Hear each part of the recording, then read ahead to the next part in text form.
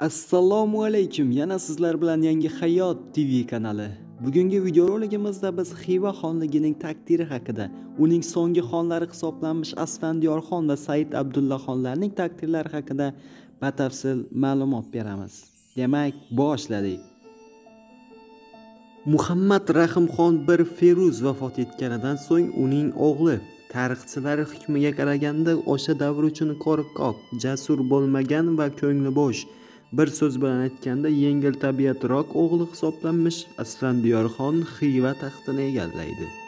Asfandiyorxonning Xiva taxtiga o'tirishi ko'pchilik tomonidan iliq kutib olinadi, chunki uning timsolida yangi islohotlar o'tkazadigan va Xiva xonligining avvalgi qudratini qaytaradigan shaxs ko'rinadi.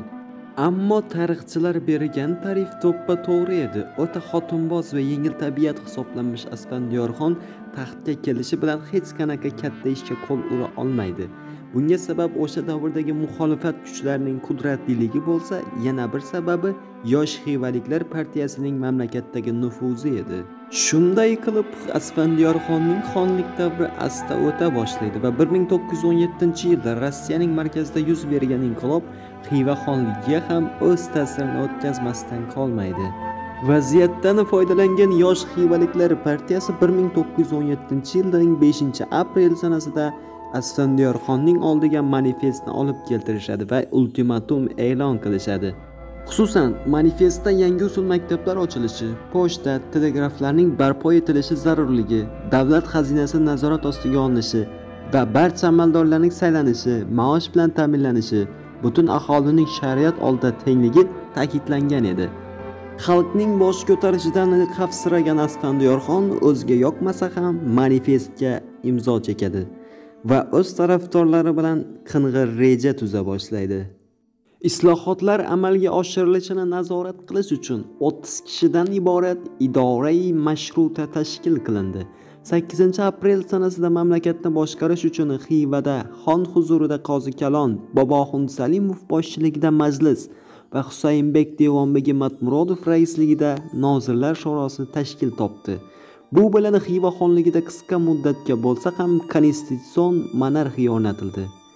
Ammo bir narsani ta'kidlab o'tish joizki, bularning bari safsata va vaqtinchalik o'yin edi. Asfandiyorxonning rejasi amalga oshishiga ham oz fursatlar qolgan edi. Barchasi yosh xivaliklar nazdida bir maromda ketayotgandek edi. Ammo birdan Asfandiyorxon bosh ko'tardi. Muvaqqat hukumatning Xivadagi vakili general Mirbadalov boshchiligida harbiy kuchlarga tayanib, iyun oyida majlisni tarqatib yubordi. Xon o'ziga ma'qul kishilardan Ortiq Oxun va Ishoq Xo'ja Xo'jayev boshchiligida yangi tarkibdagi majlis va Nozirlar shorosini shakllantirdi. Yosh xivaliklardan shafqatsiz o'ch olishga kirishildi. Husaynbek Matmurodov, xususan majlisning 17 nafar sobiq a'zosi qamoqqa olindi va keyinchalik qatl etildi. 17-yil noyabrda Asfandiyorxon rus qazaklari yordamida majlisni butunlay tugatdi. Xonning istibdod tuzumi bilan kurashda mag'lubiyatga uchragan yosh xivaliklar mamlakat hududidan chiqib ketishga majbur bo'ldi. Asosiy dushmanimdan qutuldim deb o'ylagan Asfandiyorxon adashgan edi. U tashqi dushman bilan kurashib o'zining ichki dushmanlari haqida butkul unutgan edi va buning oqibatida 1918-yil 30-oktyabr kuni Xivada bo'lgan saroy fitnasi oqibatida Asfandiyorxon o'ldirildi. Sizlar bilan Yangi Hayot TV kanali bo'ldi. Agar video yoqqan bo'lsa, like bosishni unutmang. Kanalga obuna bo'lish ham esdan chiqmasin. Keyingi videolarimiz nima haqida bo'lishini esa kommentariyda yozib qoldiring. E'tiboringiz uchun rahmat.